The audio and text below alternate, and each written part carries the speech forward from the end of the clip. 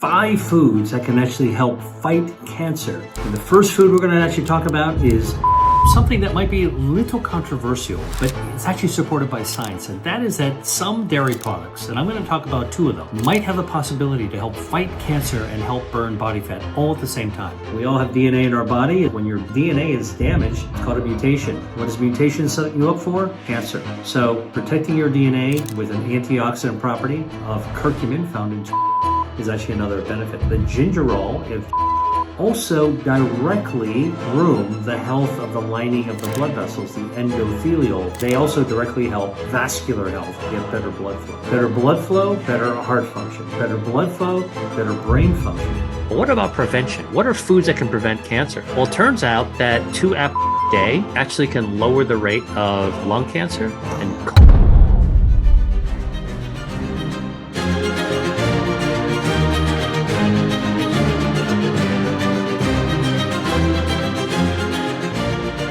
Today, we're going to talk about the amazing benefits of ginger and turmeric for longevity and overall health. I love these 2 foods, ginger and turmeric, and you can find them in the fresh produce section of a grocery store or a Asian market. You'll definitely find them. Or you can go to the middle aisle of the grocery store and find them ground up and dried as spices. And so don't be afraid to actually wander to the middle aisle and go to the spice section to find ginger and turmeric. So let's talk a little bit about ginger and turmeric individually. First of all, turmeric actually comes from Southeast Asia. It is a tiny little root, kind of a nub, kind of cigar shape, but tiny smaller. And it's got a little skin on it. And if you peel off the skin or if you break it in half, you'll see that it's bright orange on the inside. Now, this is an edible root that can be used for cooking and stewing. You often see this in Southeast Asian cuisine. You can also find it in Indian cuisine as well. Turmeric's actually been used for traditional healing, Ayurvedic healing, traditional medicines for thousands of years. I like to think about it as a colorful spice that you can actually use for cooking as well. And what's in turmeric is something called curcumin. Now, curcumin is a bioactive that does a lot of really powerful things. Curcumin lowers inflammation in your body. It's sort of the OG, one of the original anti-inflammatory substances. All right, that's what curcumin does, anti-inflammatory. Curcumin also can cut off the blood supply, feeding cancer. So it's anti-angiogenic. This is something that I did work on years ago and to help discover that activity. Curcumin also is antioxidant, so it actually protects your DNA. Look, we all have DNA in our body. It's our genetic instructions. They make proteins. You don't want them to be damaged because when your DNA is damaged, it's called a mutation. What does mutation set you up for? Cancer. So protecting your DNA with an antioxidant property of curcumin found in turmeric is actually another benefit. The other thing that turmeric actually does is it slows down cellular aging. Now, this is different than actually reversing aging, like you don't turn into a baby when you have it, but it actually gets your cells chilled out a little bit so you're not as, your cells are not speeding up and going towards a more aged state. All right, so it slows down cellular aging. And in fact, it can actually help to slow down the burning down of your telomeres. These are actually the kind of like the fuses at the end of your DNA that burn down as we age. It slows that whole process down. So that's turmeric. All right. Now, what about ginger? Another root, really amazing root. I love ginger that you can actually find in the fresh market of the grocery store. You can find it dried in the spice market. If you go to an Asian grocery store, you'll actually see beautiful, big chunks of ginger. They're sort of like almost like a cactus, a big centerpiece with lots of little arms sticking out. And ginger is something that's used in Asian cooking of all sorts. If you've actually been to the sushi bar, you know that ginger is sliced really thin and given as a pile next to your sushi. Absolutely delicious. Ginger also is used to flavor stir fries in Chinese cooking. Ginger is used in Thai food, Vietnamese food, used in soups. Just a beautiful, really delicate but potent type of flavor. Now, what's in ginger? Ginger has a bioactive called gingerol. Now, gingerol has been studied as anti-inflammatory. It is antioxidant. It also cuts off the blood supply to tumors. This is something I worked on as well. And gingerol also can actually improve metabolism and help to lower lipids as well. And I want to give you a little pro tip on ginger, because when I used to buy ginger, I used to take it back, you stick it on a cutting board, and you got to take a knife, hopefully a small knife, and just kind of like scrape off and trim off that thin skin layer. It took a while, all right? And then the skin was, you don't want to cut too deeply into the ginger, but I actually found a tip that I'm sharing with you now. If you want to really peel ginger like a pro, here's what you do. Take a tablespoon, just one out of your spoon drawer, your silverware drawer, all right? And what you do is you hold the spoon in one hand with the curved side facing the ginger, and you hold that ginger and you just scrape it with the spoon. Scrape, scrape, scrape, scrape, scrape. Your spoon will take off that skin just at the skin level, and before, it just takes like a few seconds, you've actually skinned the entire ginger without wasting it. Super easy, and it's a great pro tip for using ginger. All right, now let's talk about the benefit of turmeric and ginger together when it comes to longevity and overall health.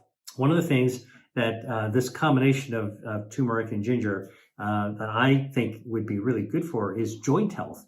Now, obviously, as we get older, our joints suffer from wear and tear. You get inflammation, you get pain, osteoarthritis. And it turns out that ginger and turmeric, when you combine their anti-inflammatory properties together, can actually be a balm for inflammation in your body. And what better tissue to actually aim at is to actually lower inflammation in your joints. Sure, you can take a pill, a non-steroidal, but actually taking turmeric and ginger, adding it to your food is a wonderful way to get some of this, all the bioactives in, to be able to help that vulnerability of aging, which is really joint pain and joint compromise. Okay, the other thing that I think that turmeric and ginger are great for, think about it, brain health. Now, when we actually are aging, one of the things that we really want to avoid is dulling of the brain, cognitive deficits. Where's my keys? Now I can't remember. What did you just say? What's my name? You want to avoid that. So it turns out that it's thought that inflammation plays a role. Brain inflammation plays a role. So both turmeric and ginger have these wonderful properties that can actually be anti-inflammatory in nature. The other thing that occurs, we think, is that oxidative stress in the brain damages neurons, the nerves in your brain. And so the antioxidant properties of both ginger and turmeric are really, really great to be able to help as part of an overall lifestyle plan to be able to calm down your inflammation and oxidative stress in your brain as we age. So for better cognitive health. All right. The other thing is turmeric and ginger good for is cardiovascular health. All right. Now, again, inflammation within your blood vessels, your arteries, that's a setup for atherosclerosis, which is building up of crap on the lining. Okay, this is sort of lipids and other inflammatory proteins. They've formed a crust on inside your blood vessels. When you hear about somebody having a heart attack with blockages, that's really because the crust has actually formed, the gunk has formed inside your blood vessel because of damaged blood vessels to that inner lining, the endothelial lining of your blood vessels. So anything that's anti-inflammatory actually can help counter those effects of that can cause cardiovascular disease. That's the accumulation of gunk material, lipids that caused by inflammation that can actually cause blockages, narrowing and blockages. whether it's in the heart, which sets you up for a heart attack, in the brain, sets you up for vascular dementia, as well as stroke in your neck, the carotid arteries, and in your legs, because you can cause peripheral arterial disease. Now, this is actually a silent kind of heart disease, except it's not in your heart, it's in your legs. And the gunk accumulates to the point where you actually can't even walk 100 feet before. Hey, just a quick note. I wanted to share another great resource with you. Look, I love eating seasonally. When foods are in season, they taste fresher, their flavors are better, and they have, more importantly, more bioactives that help your body activate your health defenses. So they're better for you as well. And I put together a special guide that shows you some of these foods called 3 disease-fighting foods for the spring. Trust me, these are the foods that you're going to want to put in your cart the next time you're in the grocery store or when you're at the farmer's market. Get my guide for you right now for free in the caption below. Now, let's get back to the video. Well, your blood vessels are very narrow, so the muscles of your leg aren't getting enough oxygen, so you seize up and cramp. And this is actually, when this actually happens, you could be walking down the parking lot just 100 feet, and then you got to stop and rest. All right, your muscles need to completely stop their work so they can actually load up again, get rid of the lactic acid, and get more oxygen. Or walking in a shopping center or a shopping mall, you just walk a few stores length and now you cramp up. That is actually peripheral arterial disease. So ginger and turmeric, with their anti-inflammatory effects, help to protect blood vessels. But the gingerol of ginger and the curcumin of turmeric also directly groom the health of the lining of the blood vessels, the endothelial cells, that inner lining. Okay, and so they also directly help vascular health, the health of your blood vessels, so you get better blood flow. Better blood flow, better heart function. Better blood flow, better brain function. And by the way, this also applies to your legs, it applies to all of your organs. It applies also to erectile function as well. You want good blood flow in every part of your body. So when it comes to brain health, cardiovascular health, when it comes to joint health, turmeric and ginger are really, really useful foods to be used as part of the tool in the toolbox, the food as medicine. But every bit as importantly, I want to let you know that ginger and turmeric are great foods to cook with, whether they're dried form or whether they're fresh form. And look, if you don't know how to use these ingredients, it's so simple. Type in ginger and turmeric, go on to Google, hit search, recipe, hit search, punch up video, and watch somebody teach you some of the recipes that they love to make to create a tasty dish you created using the healthy ingredients of turmeric and ginger. 5 foods that can actually help fight cancer. And the first food we're going to actually talk about is green tea. Now, green tea contains catechins that have been shown to lower the risk of colon cancer, stomach cancer, esophageal cancer, cancers of the gut, actually, because you're sipping the green tea and it's flowing down and touching your entire GI tract. Now, what's in green tea? Something called catechins, specifically EGCG, all right, Edward, George, Charlie, George. And this is actually something that I've studied. I'm a researcher. I have actually studied food as medicine in the lab, specifically green tea. And I can tell you that this is a natural chemical found in tea leaves that when you brew a cup of tea, the EGCG comes out into the liquid. So whether you actually have tea bags, you have loose tea leaves, or you have some powdered tea, which is another form of getting it. And whether it is green tea, whether it's matcha, you're all getting this catechin into your system. So what does EGCG do in the body? Well, something quite amazing. Drinking tea has been shown by cancer researchers to lower inflammation, which is, of course, one of the drivers for cancer. Green tea also boosts the immune system. Now, we all have cancers growing inside our body. It's a natural part of being alive. When our cells divide, they make mistakes, and each of those tiny little mistakes is a microscopic cancer. But our immune system wings by, finds that microscopic cancer, and takes it out like a sniper. And so good, strong immunity is actually cancer fighting, and green tea actually does that as well. But the thing that I think is most remarkable is that the catechins found in green tea cut off the blood supply to tumors. Now, all tumors are harmless until they actually get a blood supply. And this is a process called tumor angiogenesis. Now, our normal cells, our normal tissues have angiogenesis. We need them in order to be able to heal our wounds.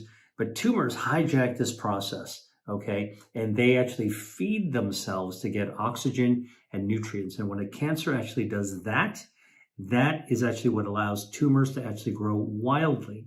In fact, studies in the lab have shown that without a blood supply, tumors can't grow beyond about 2 millimeters in diameter. That's the size of the tip of a ballpoint pen.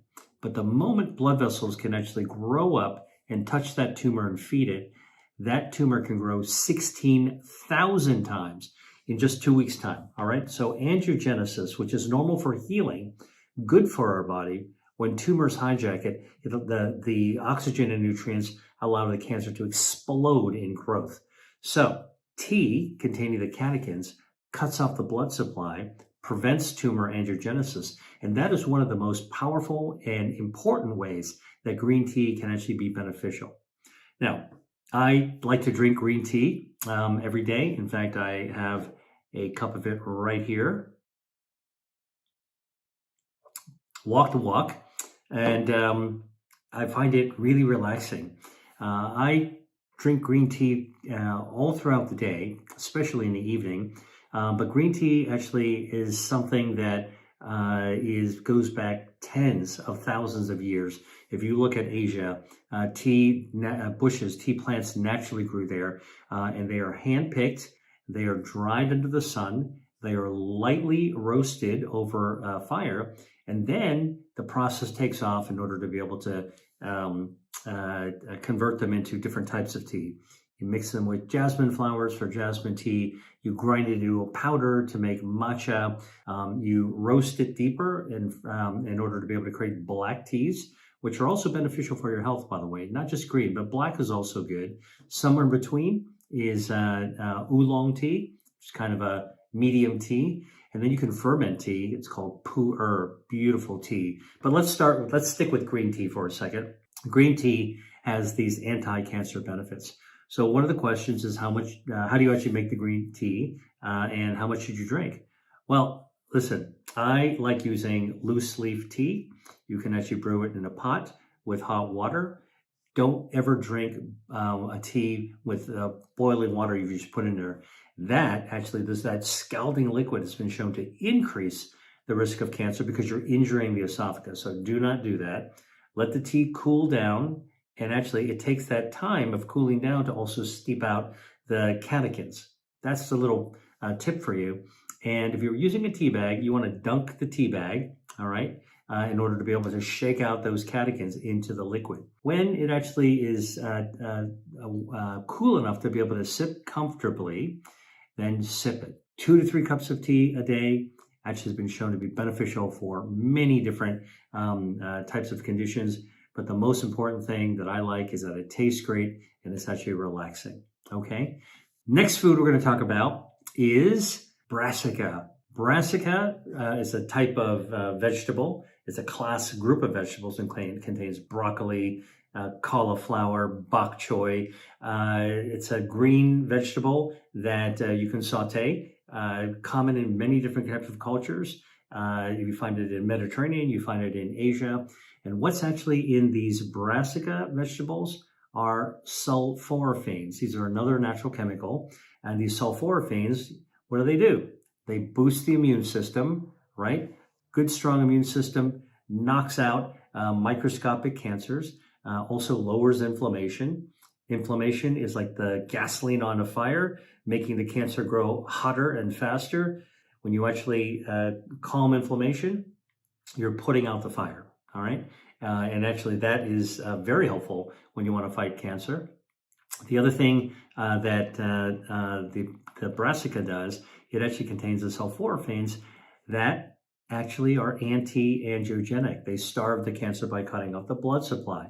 And this has also been shown with broccoli, for example. Now, here's something really interesting. This is a pro tip. The grown-up broccoli is not just the treetops. That's what we used to always eat when I was eating when I was a kid. Your mom always told you, eat those treetops. Okay, and the treetops do have the sulforaphanes, but it turns out that the stalk, the long stem of a broccoli is actually mostly a stem. It's like a tall tree with some treetops on it. The treetops have the sulforaphane, but the stalk has twice as much of the good stuff. So if you're actually cooking broccoli, cook the treetops, the florets is what they call them, but also save that stem. Stem, if you slice it on a diagonal and saute it, absolutely delicious. You'll find it in a lot of Asian dishes that way. If you don't want to saute it, you can actually just put it into a food processor and make a broccoli soup. You want to add a little oregano in there. It really makes a broccoli oregano soup is actually absolutely delicious. I actually included that broccoli oregano soup recipe in my book, Eat to Beat Disease, if you're actually interested in it. Okay, so broccoli, cancer fighting. The next food we're going to talk about is papaya.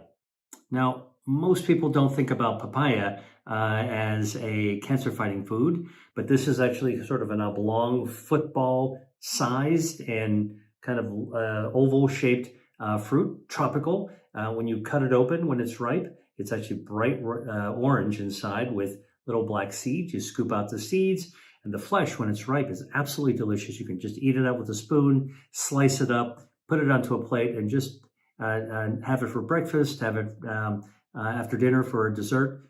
Absolutely delicious. Now, papaya has been shown to actually lower the risk of lung cancer. Now, why is that?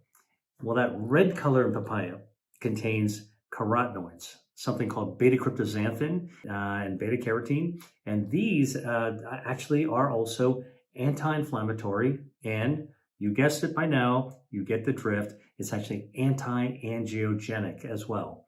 All right, so we went through tea, we went through broccoli, brassica, and now we're on to papaya.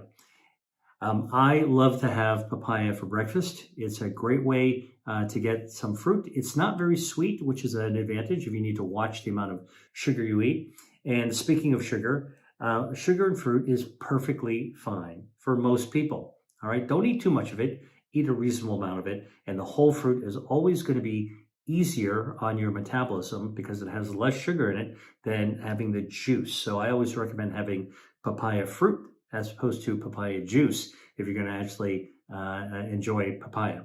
All right. And most places actually have papaya. You don't have to go to the tropics, although wonderful to be there. And if you go to tropical countries, do look for papaya, but you can actually find it at the grocery store. By the way, frozen papaya chunks are also really good as well. The frozen chunks, they actually trap all those bioactives, so perfectly fine. Cancer starving, anti-inflammatory. All right. Next food we're going to talk about are purple potatoes. If you haven't seen a purple potato, it is a beautiful potato. Regular potatoes, kind of brown, dirty looking. Purple potato, you could tell even from the outside. There's something interesting because it's purplish on the outside, but when you cut it in half and hold it open, man, that is a beautiful purple color. And the purple comes from a natural dye called anthocyanin. Anthocyanins are bioactives, and these bioactives, you guessed it, lower inflammation. They cut off the blood supply to tumors, anti-angiogenic against tumors, cuts off the blood supply feeding cancers. And there's one additional thing that I think is absolutely brilliant about purple potatoes, and the research that has been done on them in a lab, is that purple potatoes actually have been shown to kill cancer stem cells. Now, cancers are just an abnormal mass of cells, but when they keep on coming back, they need their own stem cells to regenerate themselves. You know, when a cancer patient actually has their tumor removed by surgery, treated by chemo or radiation, and you're done, right, for 5 years, but sometimes they come back. Well, the reason those cancer cells come back is because of their stem cells. That cancer figures out how to resurrect itself.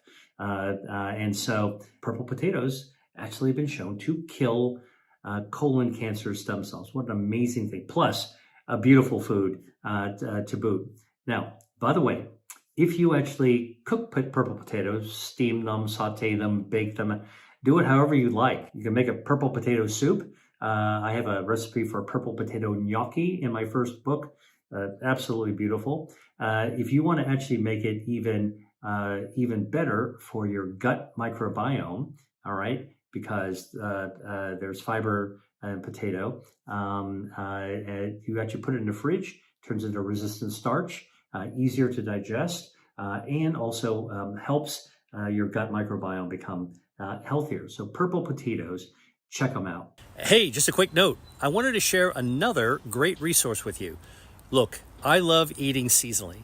When foods are in season, they taste fresher, their flavors are better, and they have, more importantly, more bioactives that help your body activate your health defenses. So they're better for you as well.